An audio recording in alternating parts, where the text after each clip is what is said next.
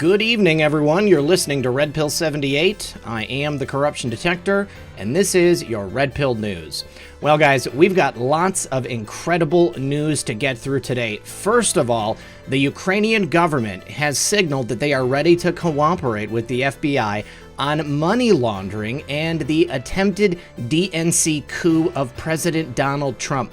Also, President Trump is offering subtle clues that Democrats and other deep state actors are about to face justice. I think we know that it's probably coming this month. That's what I'm going to predict anyways. Also, George Papadopoulos has warned that the former DNI, James Clapper, is going to wish that he had not committed perjury. That's going to come back to bite him in the butt. Also, the majority of Americans do not believe the news media. They believe that top-level officials in the government actually worked to try to remove President Trump in a coup attempt. And finally, Nancy Pelosi and Adam Schiff were caught traveling to Jordan to undermine President Trump in what are clear violations of the Logan Act. So sit back, relax, grab your popcorn. We're going to get into all this and more, and we'll be right back after a quick word from my sponsor. A unanimous act of Congress has sparked a $270 billion windfall across America. Well, a new law from Congress has created this windfall. It's all part of a brand new income program, and it's explained in detail in a video at www.superpowerchecks.com. Thousands of Americans are celebrating these paydays, and now you can too. Just go to www.superpowerchecks.com, watch the educational video. It's completely free. Remember, the information is free, and by supporting my sponsors, you support this channel. All right, guys, thanks for sticking around. First breaking news of the day. The Ukrainian government has signaled they are ready to cooperate with the FBI on that money laundering, millions of dollars in IMF aid money, and attempts by the DNC to cover it up. Now, late last month, own investigative journalist and author Zak Paine posted a series of tweets detailing Representative Adam Schiff's actions this past month after receiving the Clowns in America whistleblower report on President Trump's phone call with the newly elected Ukrainian president. Schiff sent a staffer to Ukraine to meet with the former President Poroshenko after receiving the whistleblower report. Now, this trip was sponsored by a think tank that receives funding from a program of left-wing billionaire George Soros's Open Society Foundation, and it's called the Open Society Initiative for Europe. Here is Adam Schiff's signature authorizing the travel dated July 22nd. And there it is, Adam Schiff on July 22nd, authorizing the travel. As a professional staff with the House Intelligence Committee, I have intelligence oversight and policy monitoring responsibilities. This educational trip will further my knowledge of ongoing political, military, and governance challenges in Ukraine and their impact on U.S. and European allies' security interests. More like the security interests of Adam and his Democratic coup plotters. Now, they met directly with former Ukrainian President Petro Poroshenko, who lost to current President Volodymyr Zelensky in a landslide 73-25 victory. And here is a little snippet from the itinerary meeting with Petro Poroshenko, head of the European Solidarity Party, former president of Ukraine. And that was at the party headquarters. They took a shuttle. They say they talked about the new governmental administration, the European Solidarity Party's priorities in parliament, the Minsk process, and Ukraine-Russia relations. No mention of this whistleblower information. And with regard to the relevance, staffers will hear from the former president of Ukraine and will learn about his future plans following his presidency, along with his thoughts on the policies of the new administration. Now, Poroshenko was known for his strong ties to the Obama administration, specifically Obama's point man for Ukraine, and that would be Uncle Joe Biden. This past weekend, we reported on a curious development from Ukraine. A convoy of trucks were seen emptying former Petro Poroshenko's home this weekend. Well, that's pretty strange. From Kiev, CD Media broke news yesterday of allegations by intelligence sources of extensive money laundering and corruption by former Ukrainian President Petro Poroshenko. We will be releasing detailed information on the schemes to embezzle hundreds of millions of dollars of IMF aid money to the Ukraine, and we can confirm confirmed that investigations are underway by the Ukrainian Special Prosecutor's Office. In the meantime, we think it very interesting that reports are coming out of Ukraine of tens of trucks emptying Poroshenko's palace of belongings in Kiev. His right-hand man, Oleg Gladkovsky-Sevencharnyk, was arrested 2 days ago on corruption charges by the National Anti-Corruption Bureau of Ukraine. His other confidant, Ihor Kononenko, has apparently ran away, according to reports. An unofficial source says suspected war crimes oligarch Petro Poroshenko is preparing to escape abroad, reported Ukrainian news outlet Time. Now, local news media also reported this news, and CD Media continues to post updates. Apparently, the Ukrainian government under Zelensky is working with the FBI on Democrat meddling in the country in 2016 and on the shady conduct of the Biden family in Ukraine. Now, again from CD Media, our source has seen the data from within the Ukrainian General Prosecutor's Office. CD Media can confirm the prosecutor's office is ready to cooperate with the FBI, and the information has been recently provided to agents. The first thing readers must realize is that the National Anti-Corruption Bureau of Ukraine, or NABU, was an organization set up extrajudicially by the Obama administration within Ukraine to help the Democrats cover up the vast corruption that had been going on, and as a tool to go after then-candidate Donald Trump.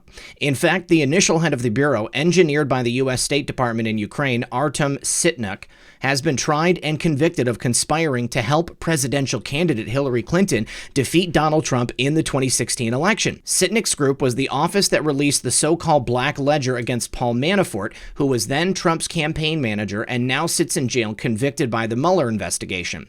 CD Media's editor-in-chief reported on the shakiness of the Black Ledger evidence at that time when writing for the Washington Times. CD Media has access to numerous documents and will be posting updates this week from Ukraine. Wow, guys, this is probably the biggest news as far as corruption is concerned that we have had in a very long time. Don't lose the irony here. The irony is that the NABU, the National Anti-Corruption Bureau of Ukraine, set up by the Obama administration specifically to take down candidate Trump and now President Donald Trump, is now the very organization investigating the corruption of these former political people here in the Ukraine.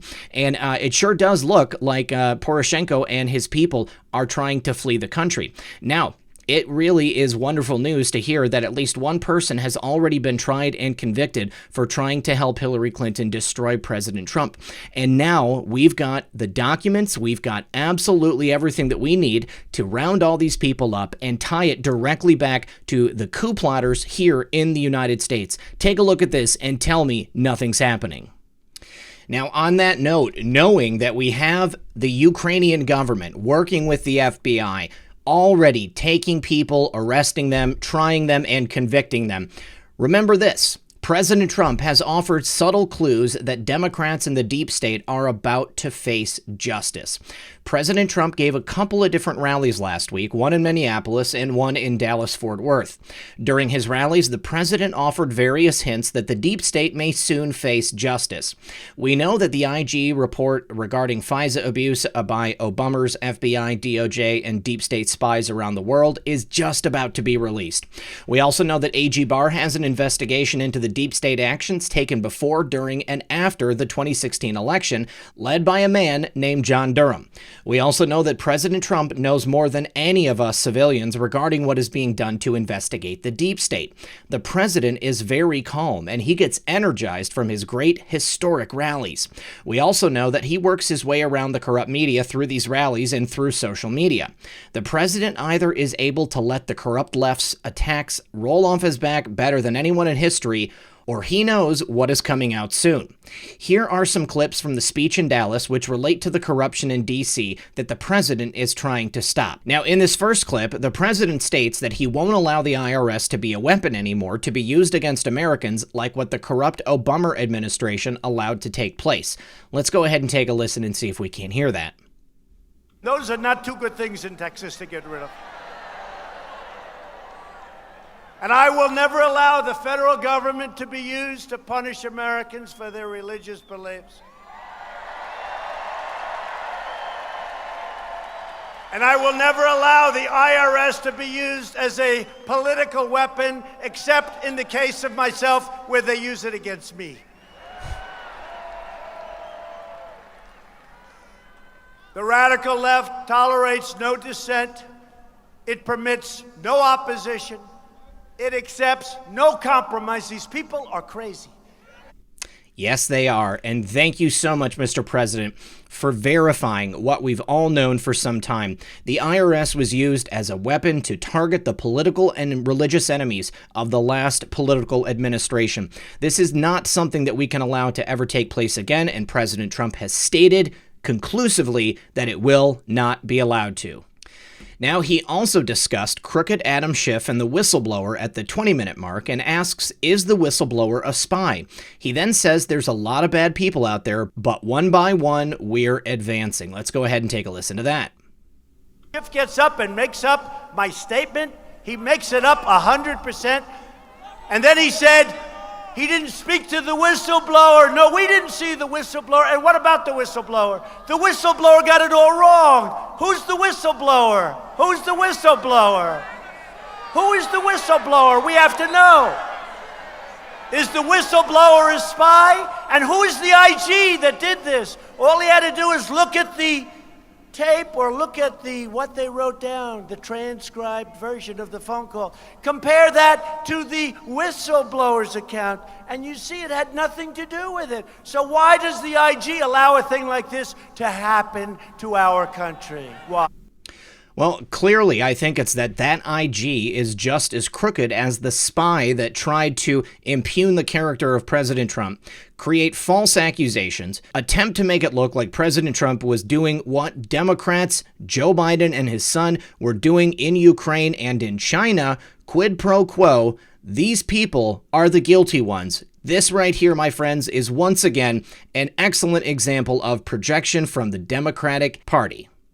Now, he later then discusses crooked Hillary's emails, and he says at the 4125 mark, they may find those 33,000 emails. They're looking. So we spent much less than Hillary. Crooked Hillary. Crooked Hillary. Where are those emails, Hillary? They may find those 33,000 emails. They're looking. They may find those deleted emails. They may find them. Remember the emails that 33,000 emails covering her gym and her daughter's wedding. 33,000, that's a lot of emails for a wedding and working out. But first of all, this is the easiest one to pick apart. We know that Hillary Clinton is lying in this statement because just look at her. We know she's not going to the gym. You know she's not doing yoga. She is not the kind of person who I think could handle that much calm and serenity and relaxation. Now, it's also very likely that Hillary Clinton took those emails and deleted them or attempted to delete them because they contained incriminating evidence against her. And the 33,000 emails, we've already been told by President Trump that there's a good chance they were on a CrowdStrike server in Ukraine. Not only that, but of course we know the NSA has absolutely anything. Any of this stuff that they wanted to find, they just go ahead and pull it up. And then, not to mention, we've got the Wiener laptop. Now, President Trump's rallies were outstanding, but his delivery is as calm as when he first started campaigning. His crowds are bigger as his administration continues its best to address the corruption in the former president's deep state administration. And this is one thing that I have been looking at since President Trump has been elected. Not once has President Trump broken a sweat. Not once has he appeared to be getting nervous as a result of all of the attention paid by the Democrats, these fake investigations, the phony witch hunts. None of it has done anything to sway him from the mission. President Trump knows that he's done nothing wrong. President Trump knows the investigations that are taking place against the people who are attempting to remove him from office. And simply based on that, I believe that President Trump needs to be trusted and that these people are going to get what's coming to them. Now, just thinking rationally about the investigations that we as civilians are not privy to, George Papadopoulos is warning that some stuff is about to come back up and bite James Clapper. Apparently, his perjury is going to be swinging back around. Now, former Trump campaign advisor George Papadopoulos has been speaking out on the criminal conduct of top Barry administration officials during the 2016 presidential campaign. Last week, George Papadopoulos told Martha MacCallum on Fox News to discuss the latest developments in Attorney General Bill Barr and Prosecutor John Durham's investigation of the intelligence community's actions during that 2016 campaign. Papadopoulos told Martha, "We now have growing evidence that the UK and Australia were overtly and actively working with the clowns in America at the highest levels to spy on the Trump campaign. Bill Barr and John Durham are not on a wild goose chase. These countries were willfully complicit in what I believe was an international conspiracy to undermine the Donald Trump campaign and assure that if he was elected president that he would be handcuffed." Let's go ahead and take a listen to the clip.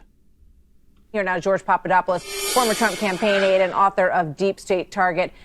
Very interesting story, and good to see you again tonight, George. Thanks for being here. Does it surprise you at all that some of these countries, when Bill Barr and John Durham come knocking on the door and asking questions, that they might be a little bit concerned? I actually wasn't shocked at all. I mean, because I lived this story. So basically in 2016, people have to remember what kind of governments were in place in countries like Australia, Italy, the UK. These were not friendly to what Trump was pronouncing to the American public and around the world. America First, while it was music to the Americans' ears, was vitriol to these countries. So when I was dealing with ministers and various diplomats from these countries, each one of them was basically relaying to me that we believe that Donald Trump's candidacy would be a threat to global order, and we do not support it. And then all of a sudden, these various countries are sending spies and other mechanisms to try and undermine our campaign.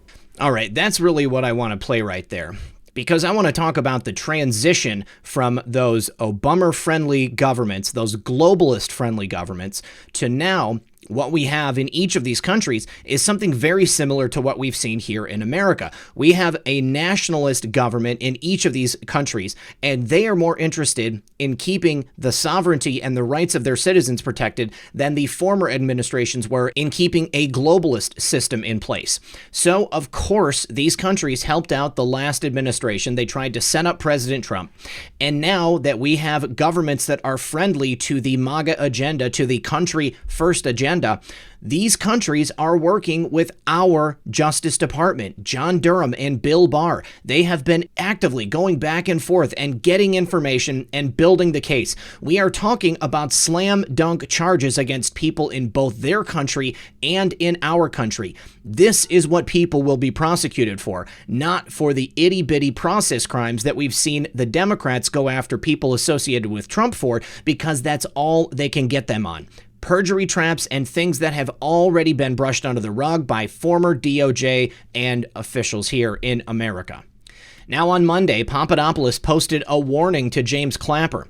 George warned the former DNI. He said his perjury is going to come back.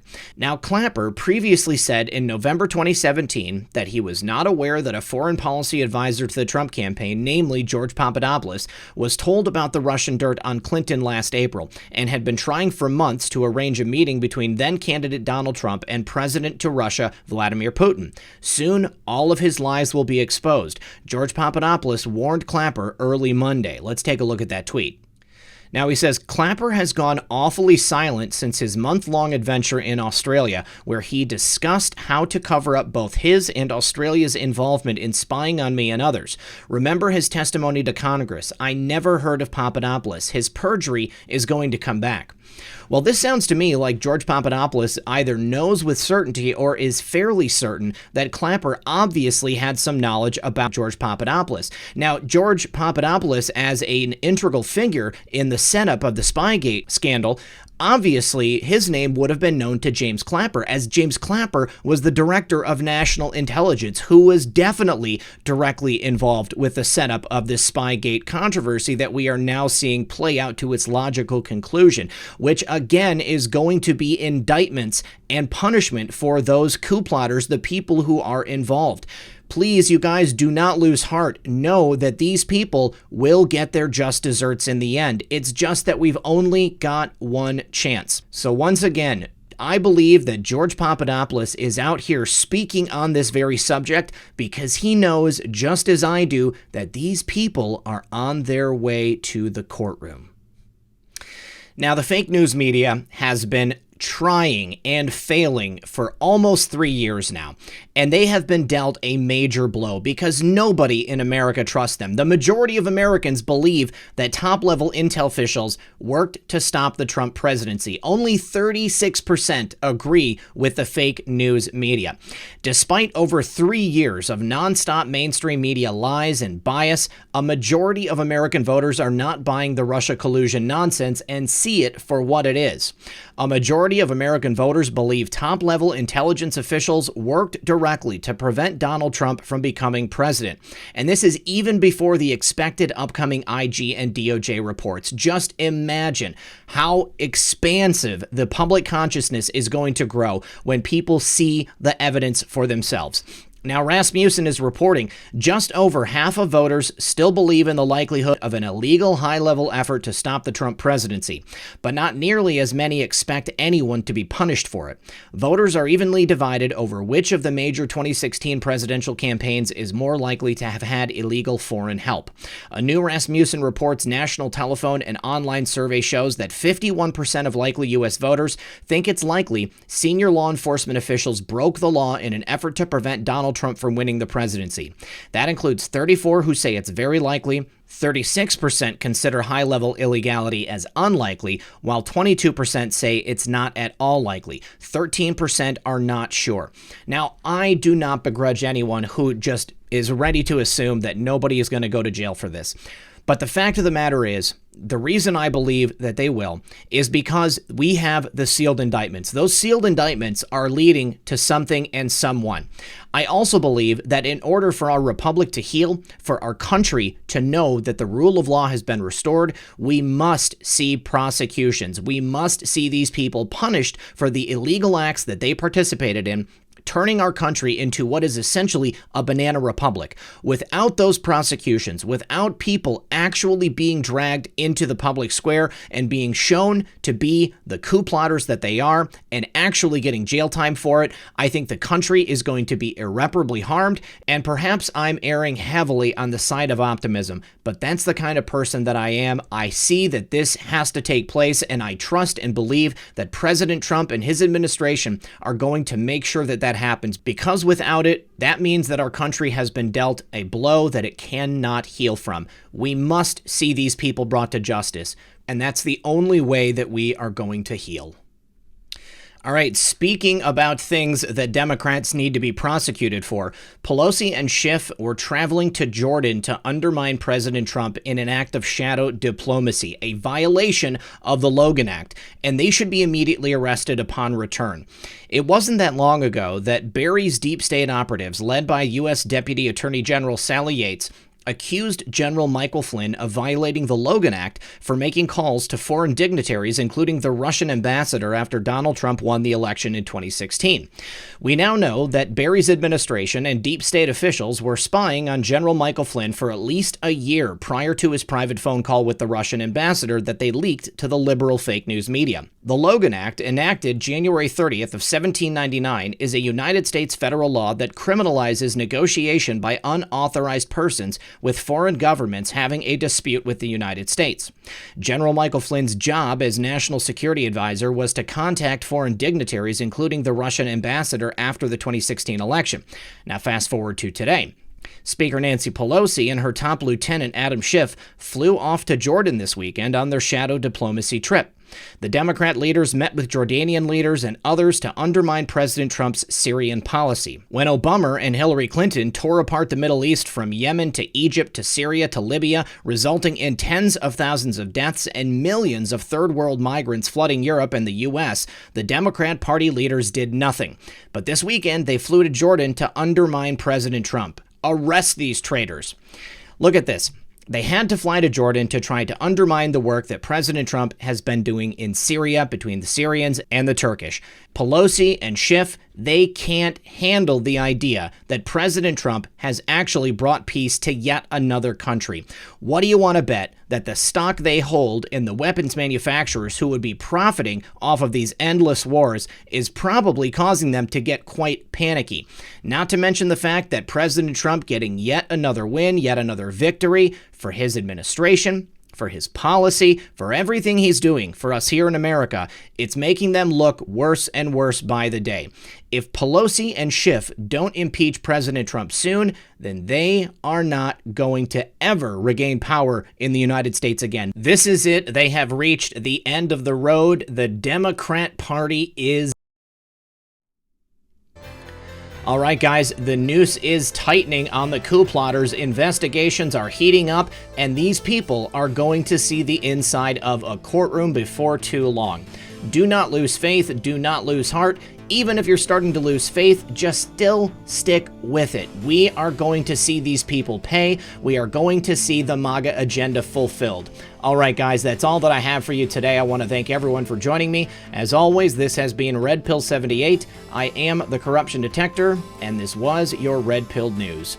Good luck, everyone, and God bless. Hey guys, it's Red Pill. I just wanted to say one more thing. Thank you very much to all my patrons. Thank you to everyone who supports this channel. If anyone wants to help out, there are links in the description of this video below. Please make sure to subscribe to my backup channels in case anything happens here. I will begin publishing there. And if you guys have any questions or tips for me, please send me an email at redpill78@protonmail.com. Also, don't forget to make sure that you have notifications turned on for this channel. When you go to my channel page, there is a little bell. Click that bell and choose all notifications. And if you don't have one already, go sign up on Twitter and follow me there and make sure that your notifications are on. Because even if you don't get a notification from YouTube, I always have a notification that goes out on my Twitter page that lets you know every time I put out a new video. I look forward to reading your messages. I look forward to getting the news to you on a daily basis. And I look forward to seeing you all again in the next episode.